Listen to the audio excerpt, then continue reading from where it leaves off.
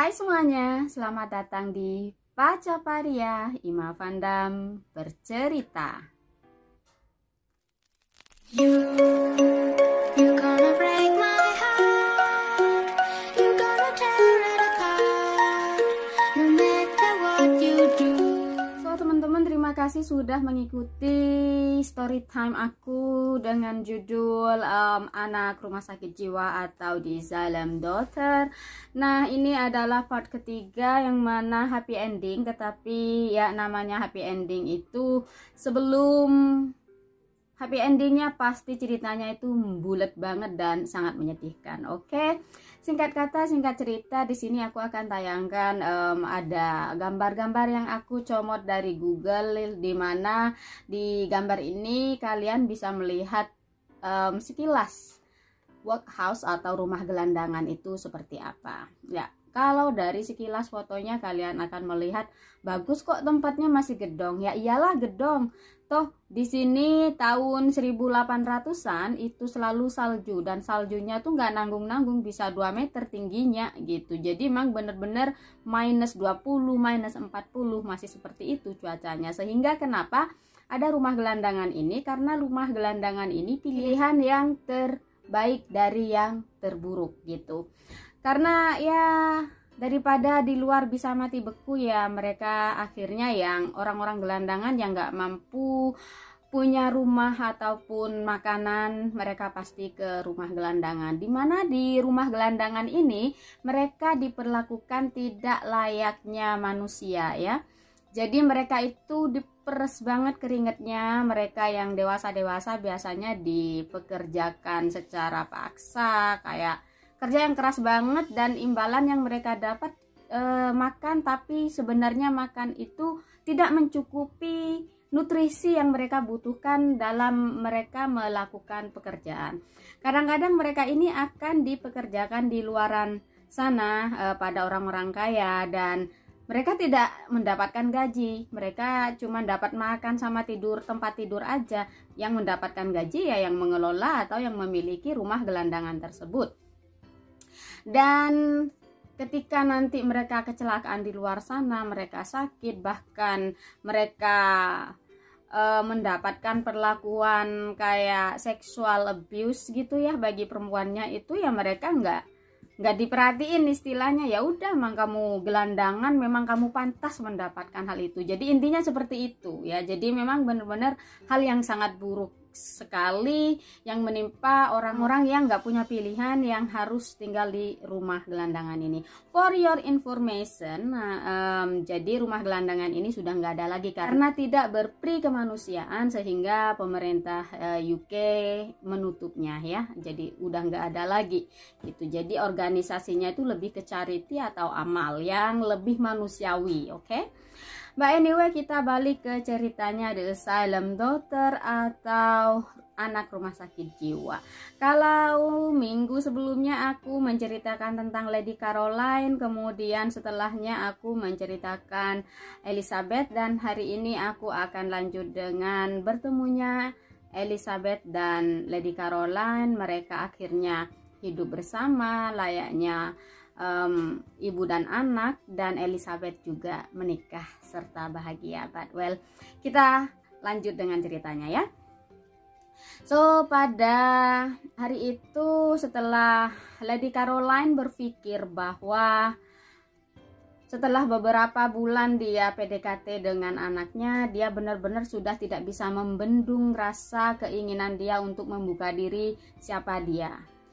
Dan ketika dia datang ke butik di mana Elizabeth bekerja, dia bilang pada Elizabeth, Elizabeth, terima kasih ya atas gaun-gaun yang kamu desain, yang kamu jahit untuk aku. Aku tuh seneng banget.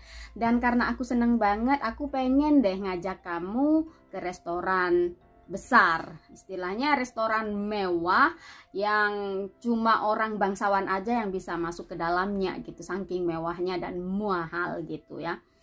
Terus, oh restoran mana? Restoran The Brown, anggaplah gitu ya ceritanya. Kemudian Elizabeth berpikir, what? The Brown? Itu kan cuman orang-orang bangsawan yang kaya raya aja yang bisa ke sana, masa orang seperti aku bisa ke sana? Elizabeth berpikir seperti itu. Dan tanpa berpikir panjang, Elizabeth mengiyakan ajakan Lady Caroline. Padahal Lady Caroline dedekser istilahnya, gimana ya kalau dia menolak kayak gitu. Tetapi nggak disangka ternyata Elizabeth menerima ajakan tersebut. Elizabeth berkata, baik-baik, aku mau gitu. Dan karena Lady Caroline tidak mau membuang-buang waktu, maka Lady Caroline berkata, oke, kalau begitu menurut kamu hari apa yang nggak mengganggu pekerjaan kamu gitu. Setelah dipikir-pikir, mereka berjanji, mereka janjian pada hari Kamis gitu. Dan Lady Caroline bilang, ya udah kalau gitu hari Kamis nanti jam 12 ya, aku suruh horseman atau supir ya kalau zaman sekarang, tapi karena dulu itu tidak ada mobil jadi nggak ada supir, yang ada pengendali kuda gitu. Jadi yang mengendali kuda keretanya Lady Caroline, nanti pengendali kudaku yang akan jemput kamu jam 12 siang di hari Kamis. Dan Elizabeth berkata, oke, saya tunggu, I'm really looking forward to it gitu. Jadi benar-benar dia menunggu hal tersebut. Dan Lady Caroline pun pulang ke rumahnya. Sementara itu Elizabeth berpikir keras kayak, aku harus pamit enggak ya ke Mr. Whittaker gitu kan.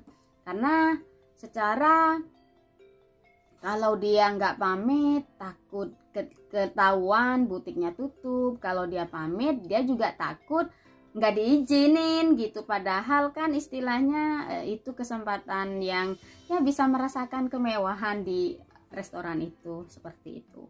Tetapi akhirnya Elizabeth memutuskan bahwa ya udahlah, toh Mr. Whittaker setiap hari ya mabok, nggak sadarkan diri. Jadi maboknya itu pulang dari tempat perjudian pasti ya udah tidur aja gitu sampai sore, waktunya makan baru dia bangun pun nggak 100% sadar ya, masih lemas kayak gitu. Cuma makan malam, istilahnya makan malam disiapin oleh Elizabeth, dan sisanya dia akan pergi lagi, mabok lagi, judi lagi. Kerjaan Mr. Whittaker sejak istrinya meninggal dunia seperti itu. Jadi Elizabeth pikir ya udahlah, gak usah pamit, tuh dia nggak bakalan tahu, dia kan siang hari tidur aja kan sampai sore, ya udahlah gitu. Toh kalau dia sampai tahu terus umpamanya aku nggak diizinin ya gimana dong gitu, rugi dong aku, dia bilang gitu. Nggak bisa menikmati kemewahan di luar sana yang aku penasaran seperti apa sih tempatnya, seperti itu.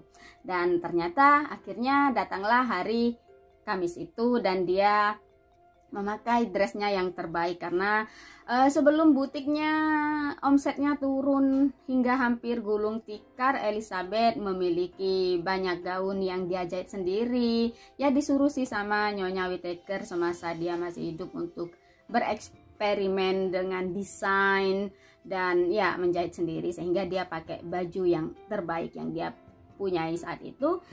Dan ya jam 12 tepat si pengendali kuda sudah datang untuk menjemput dia, dan akhirnya mereka pun menuju ke The Brown Restaurant. Dan selama di dalam kereta, Elizabeth selalu berpikir, aduh ini keputusan yang bener enggak sih? Istilahnya aku pikir tadi ini baju udah terbaik, tetapi nanti di sana paling ini baju juga terlihat lusuh. Dia kan mikirnya kayak gitu. Duh, kayaknya aku kayak siapa sih aku masuk ke tempat semewah itu gitu kan, kumuh banget akunya. Elizabeth berpikir seperti itu. Dan sepertinya Lady Caroline menangkap apa yang dirasakan oleh Elizabeth, sehingga Lady Caroline memegang tangan Elizabeth dan berkata, jangan khawatir, aku membawa kamu ke sana dan kamu manusia sama seperti aku. Kita semuanya sama, nggak ada yang beda gitu. Jadi kamu juga berhak ke sana dan kita akan makan siang, oke? Kita nggak ngapa-ngapain kan, cuma makan siang. Jadi jangan berpikir yang aneh-aneh, jangan ketakutan.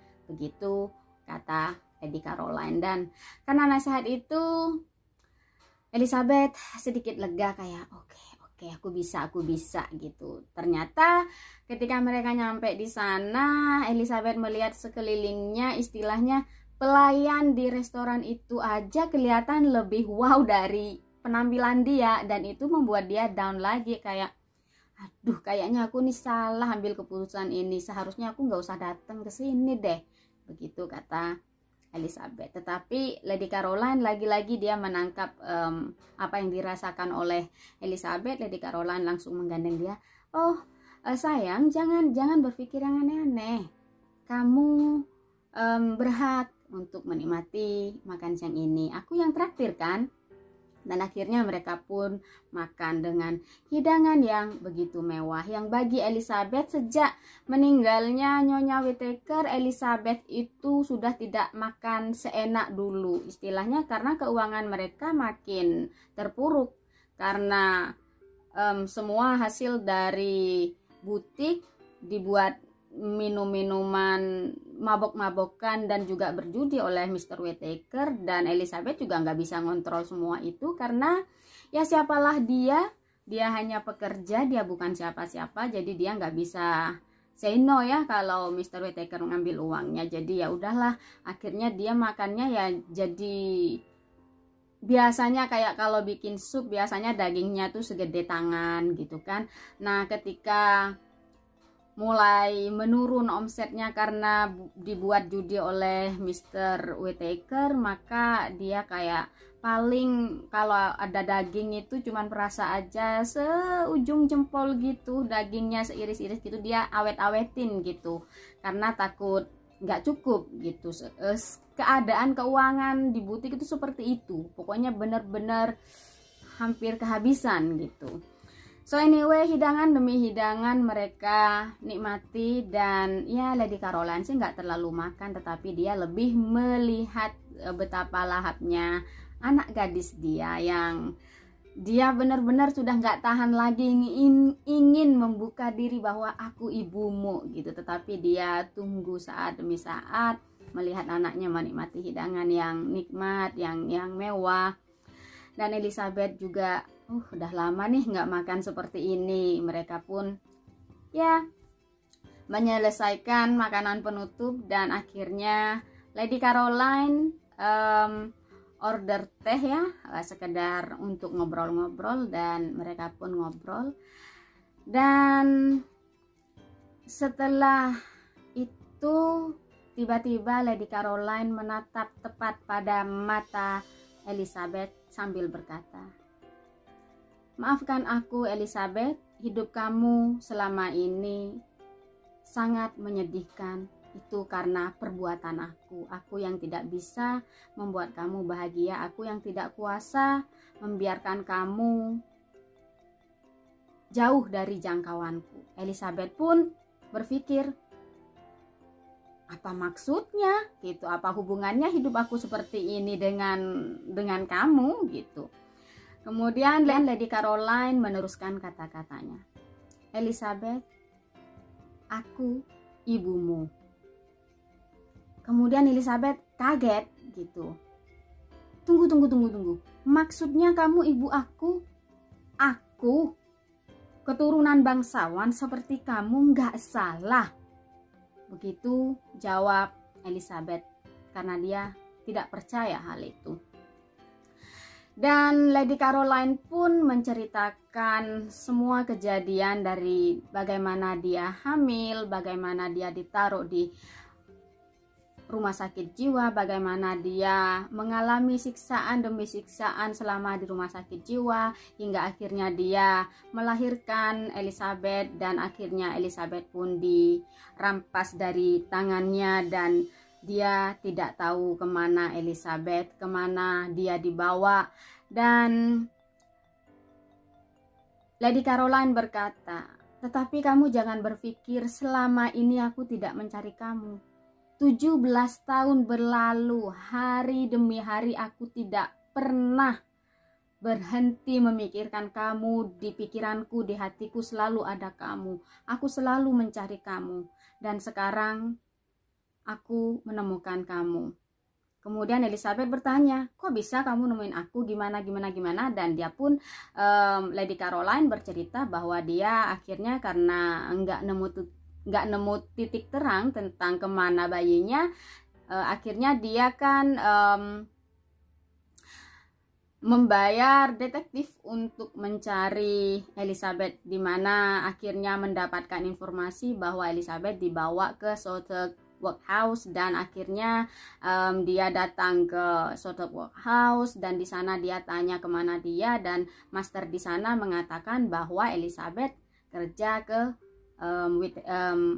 di butiknya Mr. Whittaker, dan di sanalah kenapa hari itu Lady Caroline datang. Dan akhirnya semuanya ya masuk akal, dan Elizabeth pun berpelukan dengan Lady Caroline, yang akhirnya dia berkata, selama ini aku merindukan ibuku, dan ternyata aku benar-benar punya ibu, yang ternyata juga ibuku tidak membuang aku, tetapi ibuku mencintai aku walaupun kita terpisah, begitu kata Elizabeth.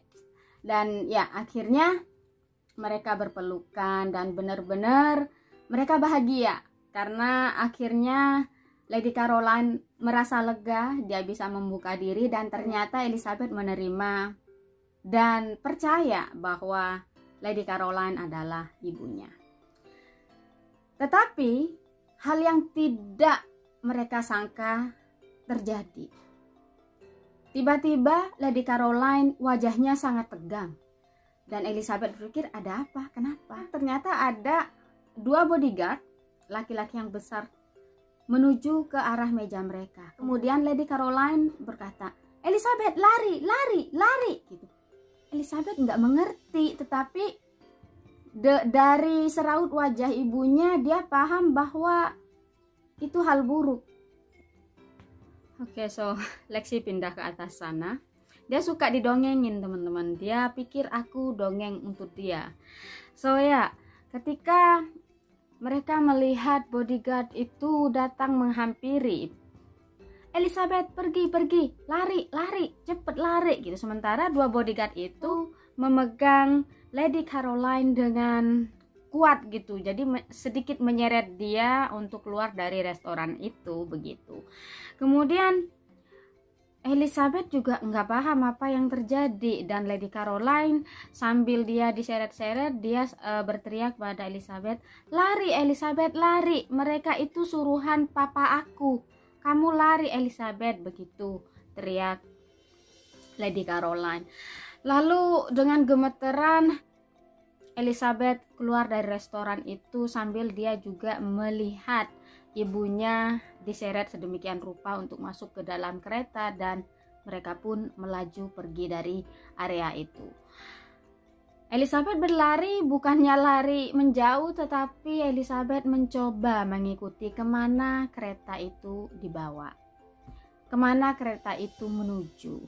Karena di satu sisi dia bahagia, dia tahu bahwa selama ini hayalan dia memiliki seorang ibu jadi nyata, dan yang menyedihkan adalah ternyata ketika mereka baru bersama, mereka saling kenal satu sama lain, sudah harus terpisah lagi.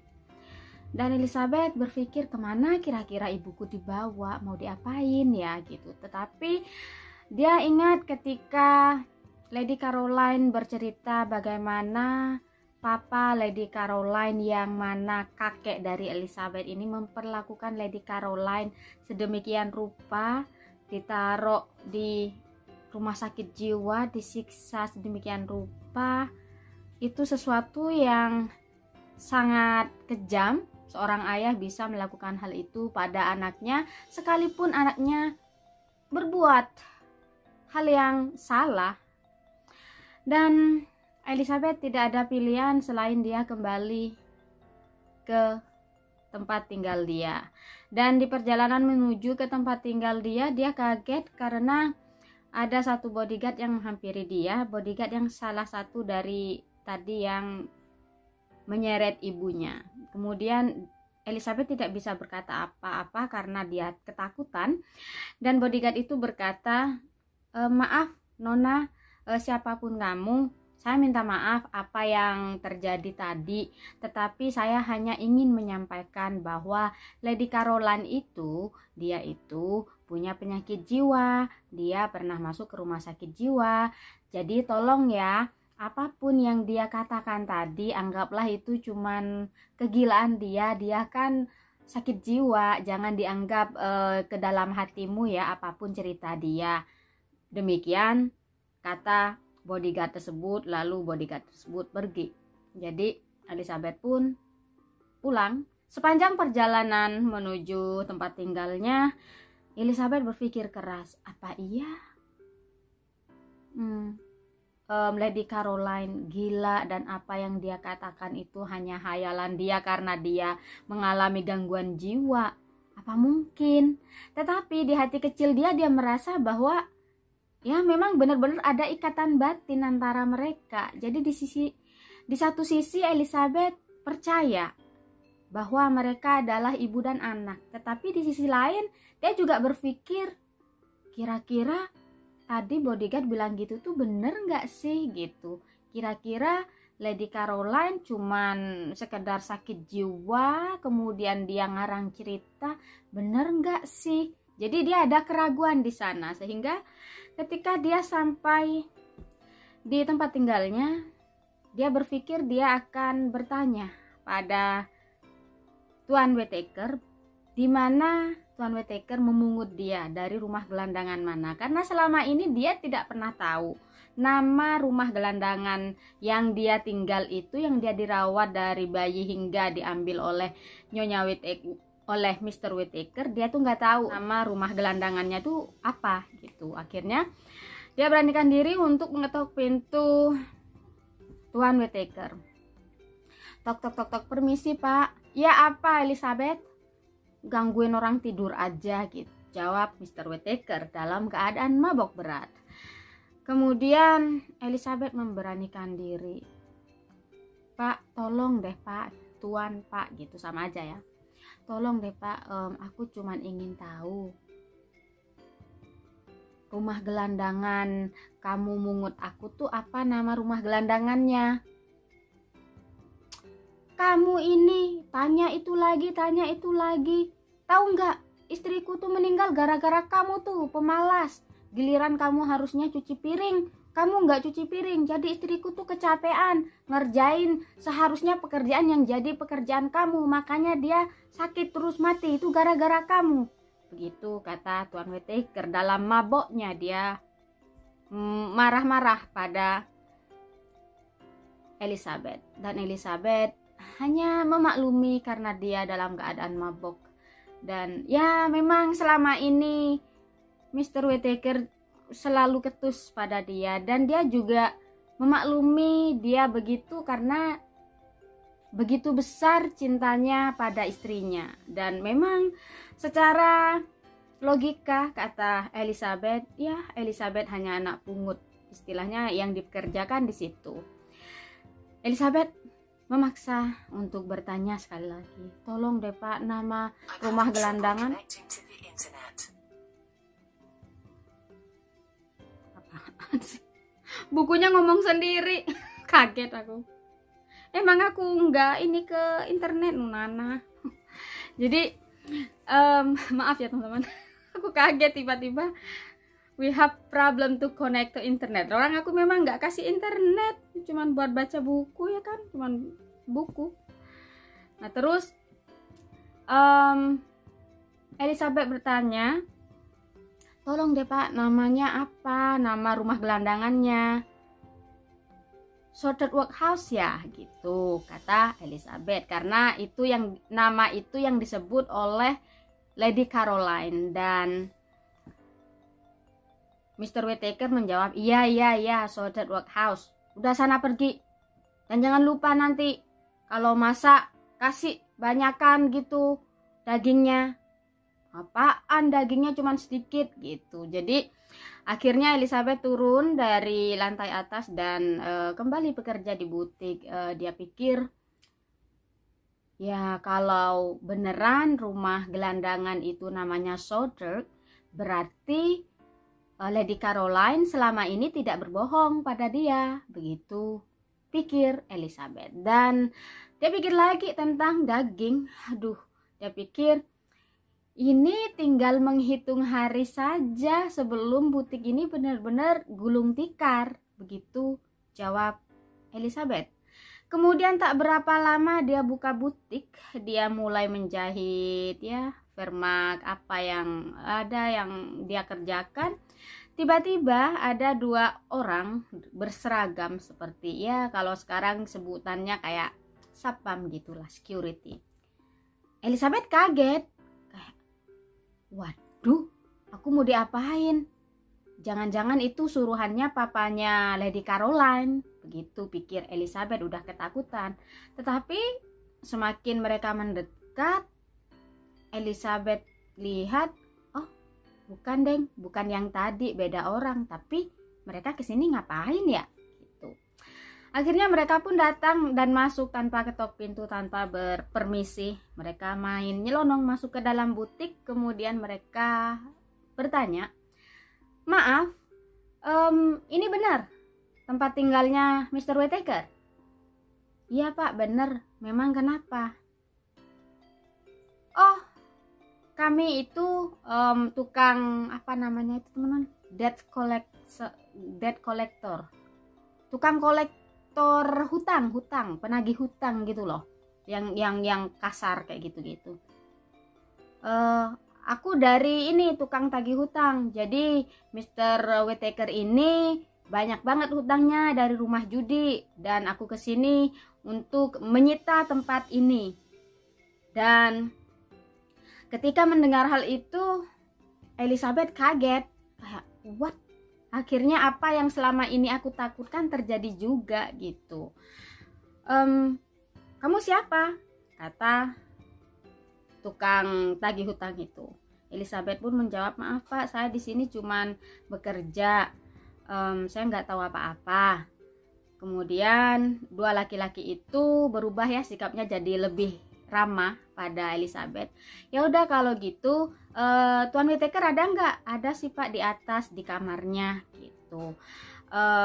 Ya udah kalau gitu, aku kasih waktu 1 bulan untuk kamu mengosongkan tempat ini. Kamu ya harus cari tempat lah, gimana caranya, yang jelas ini tempat udah harus disita gitu. Dan yang satu security naik ke lantai atas untuk menangkap Mr. Whittaker. Kemudian yang satu ngambil barang yang sekiranya masih ada harga untuk dijadikan uang gitulah, ya kain, ya kancing baju, ya apalah ya, segala macam lah yang ada di butik itu. Dan Elizabeth hanya berdiri kayak akhirnya ini benar-benar terjadi. Dan 1 orang yang tadi ke atas itu udah menyeret si Tuan Whittaker ini, dan Tuan Whittaker, Elizabeth, tolong aku dong, mereka ini ngapain gitu kan. Tapi Elizabeth tidak bisa ngapa-ngapain gitu. Terus Elizabeth bertanya pada salah satu debt collector itu, maaf pak, kalau boleh tahu Mr. Whittaker mau dibawa kemana? Dan mereka jawab, ya dipenjarakan lah, orang dia nggak bisa bayar hutang, ya dipenjara lah tempatnya gitu. Akhirnya ya Elizabeth bisa apa gitu. Jadi ya udah, akhirnya 2 orang itu membawa Mr. Whittaker ke penjara.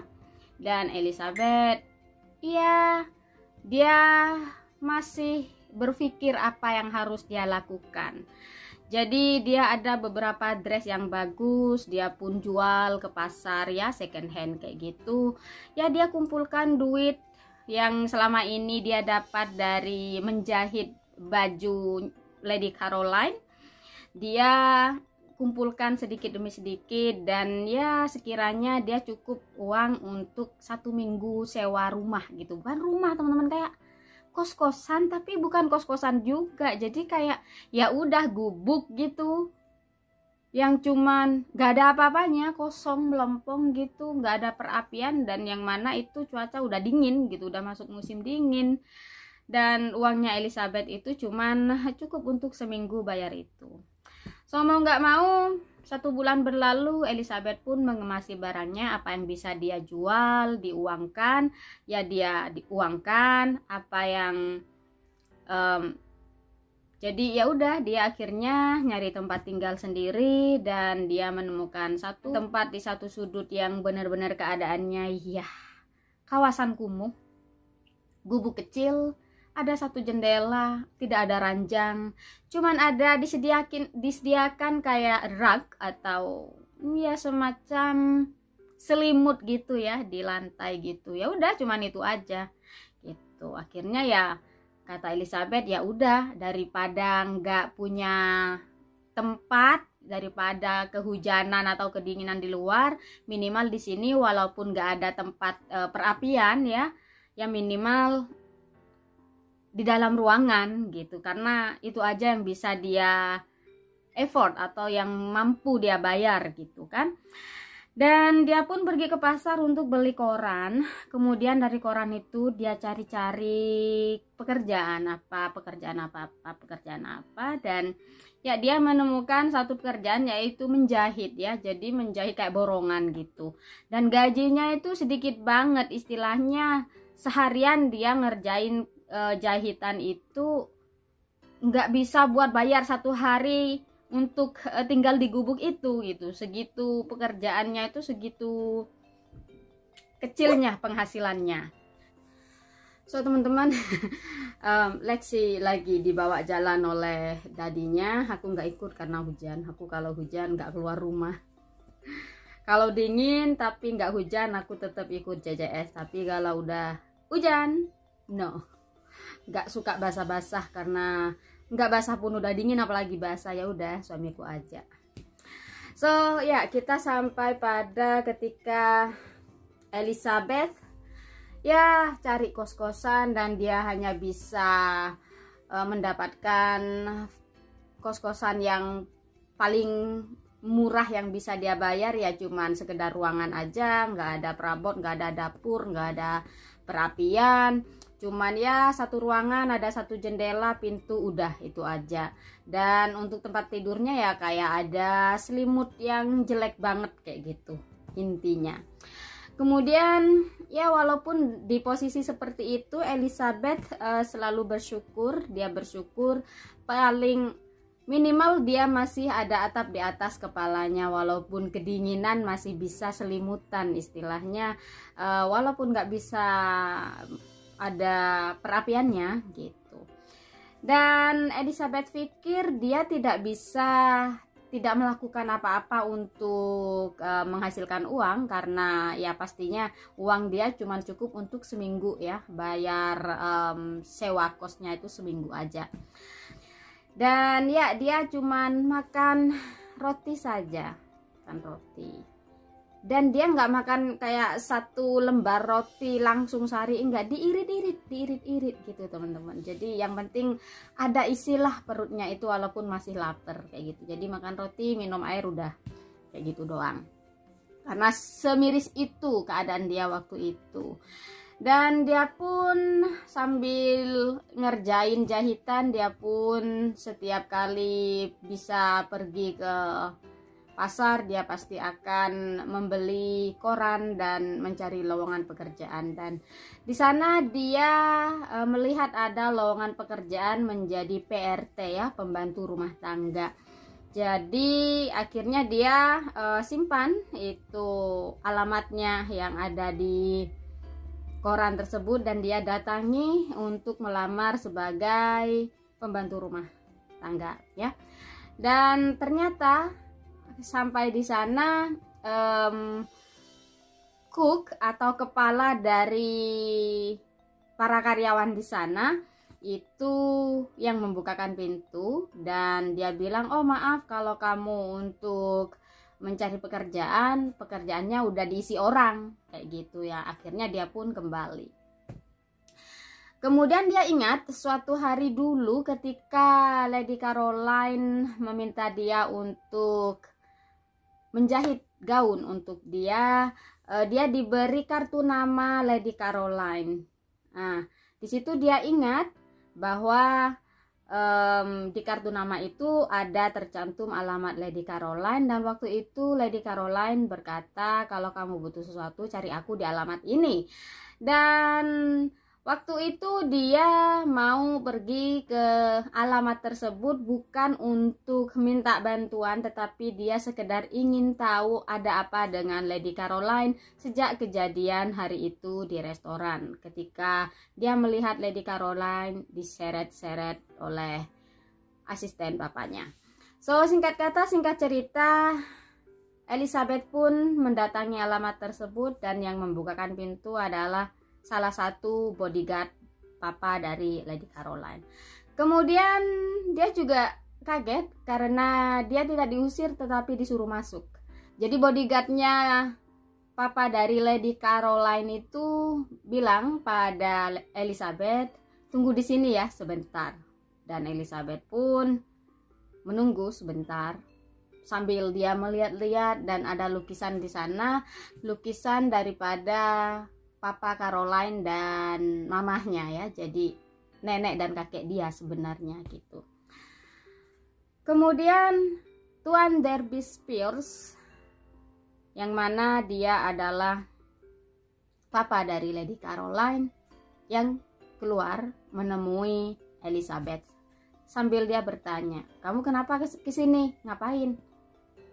Kalau kamu cuman minta upah, biar kamu bisa tutup mulut nih, aku kasih duit. Begitu. Jadi iya, di satu sisi padahal niat Elizabeth cuman ingin bertanya kemana ibunya atau Lady Caroline, tetapi ya udah diperlakukan seperti itu. Walaupun dia niatnya nggak minta uang, dikasih gitu, ya udah diambil aja, terus dia pergi gitu karena dia kesal gitu.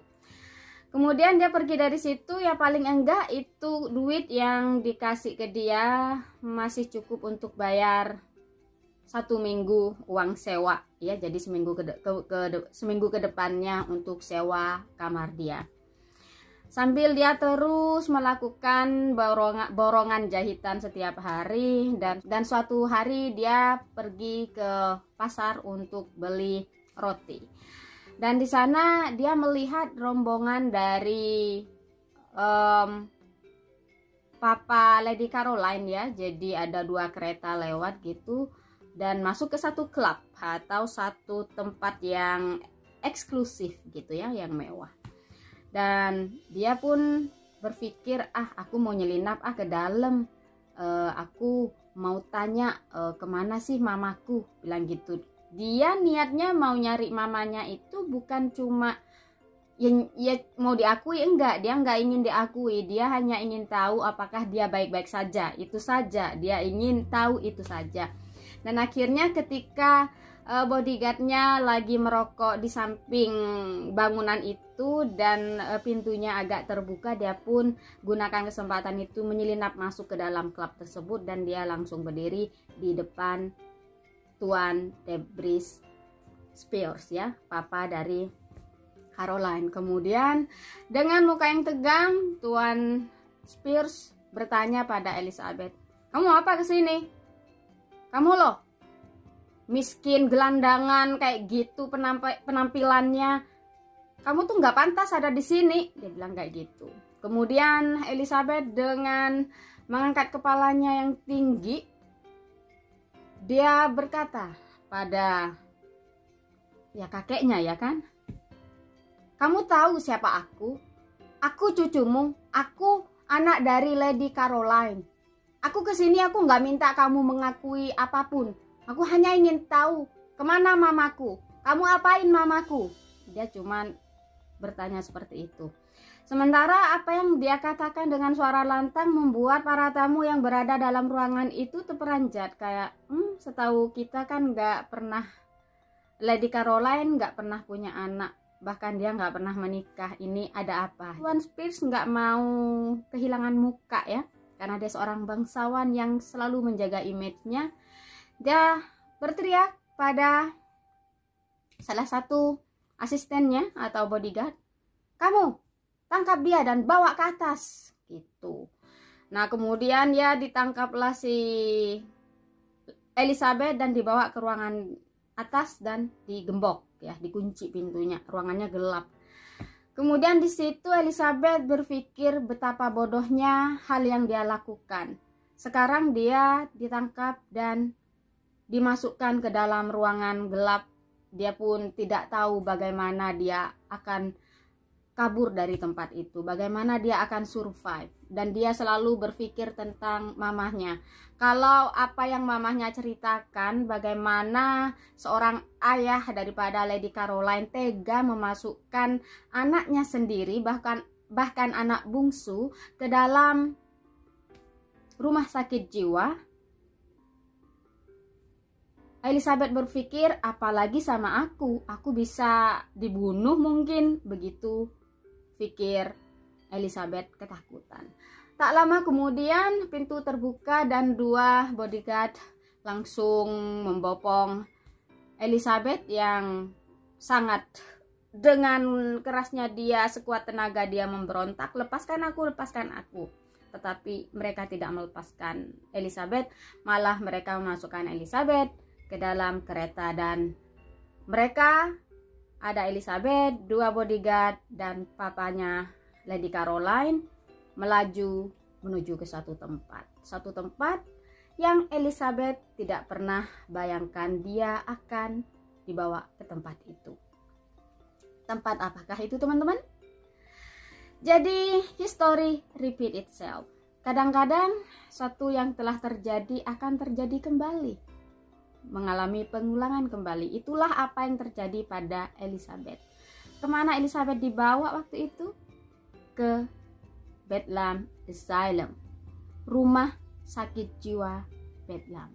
Ketika nyampe di depan rumah sakit itu, Elizabeth tidak percaya apa yang dia lihat. Dia melihat rumah sakit jiwa itu dan dia ingat akan cerita Lady Caroline bahwa rumah sakit jiwa itulah di mana dia dimasukkan, di mana dia melahirkan si bayi Elizabeth.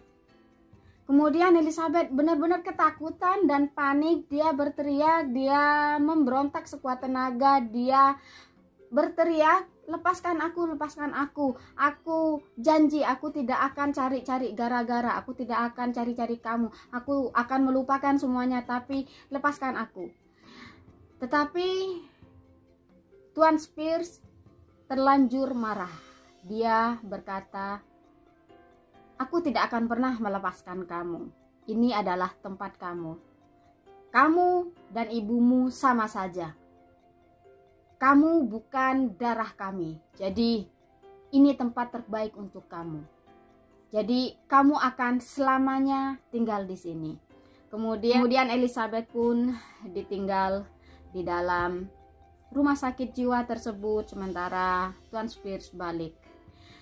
Dan seperti yang terjadi pada Lady Caroline masa-masa kehamilannya, Elizabeth pun merasakan apa yang dia rasakan. Elizabeth pun dipukul, disiksa, distrum. Dan ingat teman-teman, ketika aku bilang bahwa treatment yang dilakukan pada Lady Caroline di awal cerita dulu di part 1, bahwa Lady Caroline dikum-kum dalam air es, itu bukan cuma air dingin, tapi air super dingin di bawah 0 derajat. Kalau kalian pernah masuk ke dalam sauna, di sana ada 0 derajat bathtub. Kalau kalian masuk ke sana, kalau sebadan gitu seakan-akan jantung kalian tuh bisa berhenti gitu. Kayak gitu, kayak kesetrum gitu loh. Jadi itu maksud aku kalau dibilang kum-kum di air dingin ya. Jadi dinginnya itu 0 derajat ke bawah. So Elizabeth pun menerima perlakuan itu di rumah sakit jiwa yang sama dengan mamanya. Dokter senior di rumah sakit jiwa itu adalah Dr. Miller. Jadi Dr. Miller ini tidaklah lebih dari seorang monster yang korupsi. Dia hanya menerima uang sekian banyak dari papa Lady Caroline untuk menyiksa Elizabeth dan juga Lady Caroline. Tetapi di sana ada senior dokter namanya Dr. Field. Dia masih muda, berusia 20 tahun. Dan dia berbeda dengan Dr. Miller. Kalau Dr. Miller tidak peduli dengan welfare atau kesehatan para pasiennya. Yang dia pentingin adalah uang yang dia terima dari keluarga para pasien. Mau salah, mau benar, mau gila, atau maupun enggak benar-benar gila, dia akan melakukan apapun itu. Sementara Dr. Phil begitu peduli dengan kesehatan para pasiennya. Dan ketika Elizabeth di sana, Elizabeth menerima siksaan demi siksaan yang persis diterima oleh Lady Caroline waktu Lady Caroline hamil. Dan akhirnya setelah beberapa minggu, Elizabeth pun berpikir, sebaiknya dia nurut saja. Kalau dia memberontak terus, setiap hari dia akan disiksa, dipukul, dikumkum, distrum. Kemudian akhirnya karena dia nurut, dia tidak lagi menerima siksaan-siksaan itu. Tetapi terakhir dia disiksa, dia dikumkum di air yang super dingin di bawah 0 derajat. Dan datanglah Dr. Phil untuk melepas dia dari kumkuman itu, dari rendaman air dingin, super dingin itu. Dr. Phil berkata kepada susternya, angkat dia, lalu keringkan badannya dan berikan dia pakaian yang garing serta banyak selimut. Kasihan. Sementara Dr. Miller berkata kepada Dr. Phil, ya ini kan cuma treatment. Begitu jawab Dr. Miller. Tetapi Dr. Phil tidak menjawab apapun karena pada seniornya dia tidak boleh memberontak, tapi dia berhak untuk mengatakan bahwa angkat, istilahnya untuk menyelamatkan pasien yang dia pikir udahlah udah cukup hukumannya, itu dia berhak gitu. Akhirnya Elizabeth pun dibawa ke kamarnya, digantiin baju oleh susternya, kemudian diselimutin, dan disitu ditungguin oleh Dr. Phil. Kemudian Dr. Phil berkata pada Elizabeth, apa yang kau rasa? Elizabeth pun menjawab, apa yang kamu pikir aku rasa setelah aku dikumkum dalam air es seperti itu? Dan Dr. Phil berkata, ya pasti kamu akan merasa sangat-sangat tersiksa. Tapi jangan khawatir, siksaan itu akan berakhir. Aku tidak akan membiarkan kamu disiksa lagi. Aku Dr. Phil dan aku peduli dengan kesehatan serta keselamatan para pasienku. Aku dokter junior, jadi aku memang tidak punya kedudukan yang lebih tinggi dari Dr. Miller, tetapi selama aku bertugas, aku pastikan kamu tidak mengalami siksaan-siksaan itu. Begitu janji Dr. Phil padanya. Kemudian Dr. Phil berkata lagi, untuk malam ini aku akan pastikan ada satu suster menjaga kamu hingga keadaan kamu pulih kembali. Jadi dia kan dalam keadaan menggigil banget, secara dia kan baru diangkat dari air es yang 0 derajat gitu. Dan dia menugaskan satu suster untuk memantau keadaan Elizabeth sehingga Elizabeth suhu tubuhnya normal kembali. Dan hari demi hari setelah hari itu Elizabeth tidak pernah disiksa. Dan Elizabeth pun mulai nurut, dia tidak memberontak lagi. Dan bagi pasien yang tidak memberontak, jadi setelah makan pagi, sarapan, para pasien ini akan ditaruh di ruangan menjahit. Jadi mereka bisa berkreasi dengan benang, merajut, ataupun apapun itu istilahnya untuk mengisi waktu mereka. Kemudian mereka juga berhak untuk jalan-jalan atau berjemur di kebun yang sudah disiapkan dalam rumah sakit jiwa itu. Ketika Elizabeth sedang duduk merajut pinggiran sapu tangan, Dr. Phil datang menemui Elizabeth. Kemudian Elizabeth sebenarnya kaget karena selama dia berada di tempat itu selama 4 minggu lamanya dia tidak pernah melihat dokter masuk ke ruangan menjahit.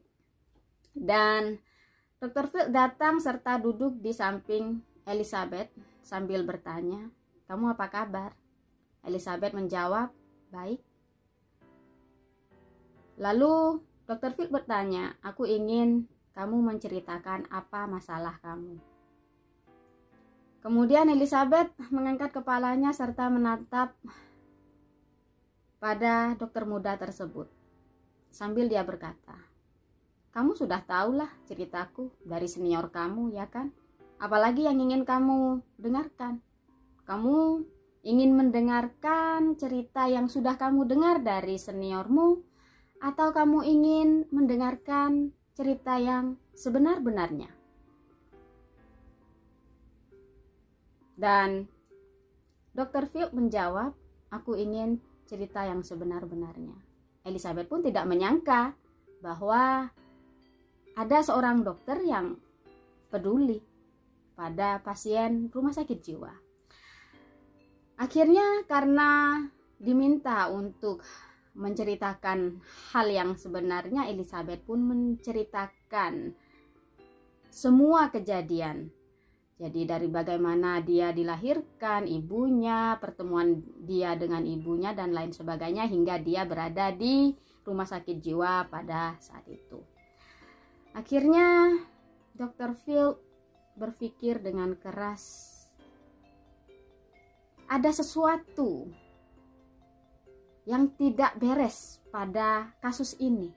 Begitu pikir Dr. Phil. Tetapi Dr. Phil tidak bisa berbuat apa. Lalu Dr. Phil bilang pada Elizabeth, well, aku percaya padamu, tapi aku tidak bisa berbuat banyak. Tapi aku akan berusaha sebaik mungkin untuk bisa membuat kamu keluar dari tempat ini. Tetapi aku tidak janji, karena aku bukan pada posisi senior dokter. Jadi aku nggak bisa mengeluarkan pasien saja. Dan ketika Dr. Phil kembali ke ruang prakteknya, kembali ke kantornya, dia bersebelahan dengan Dr. Miller, dan Dr. Miller minta Dr. Phil untuk menemaninya menemui seorang wanita. Dan ini sangat interesting. Ternyata wanita yang juga berada di satu kamar dalam rumah sakit jiwa itu adalah Lady Caroline.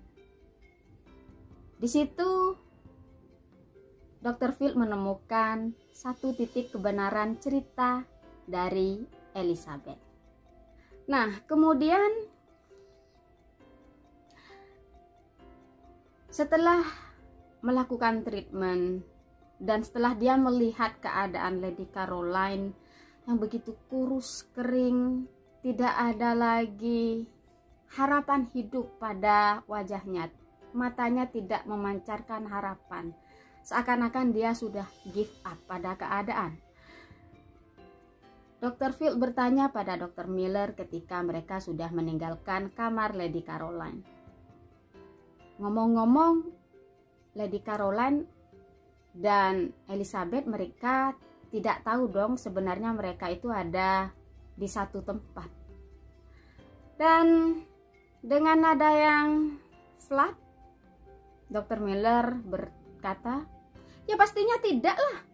Kalau mereka sampai tahu satu sama lain mereka berada di tempat yang sama, ya berabe deh. Begitu kata Dr. Miller. Kemudian Dr. Phil berjanji pada dirinya, apapun yang terjadi nantinya, dia akan berusaha memberikan harapan hidup pada Lady Caroline dan Elizabeth. Dan ketika Dr. Miller pulang, ya udah selesai tugas dia di sana, jadi tinggal Dr. Phil sendiri di rumah sakit jiwa itu. Dr. Phil berpikir dia akan membocorkan rahasia itu pada Lady Caroline.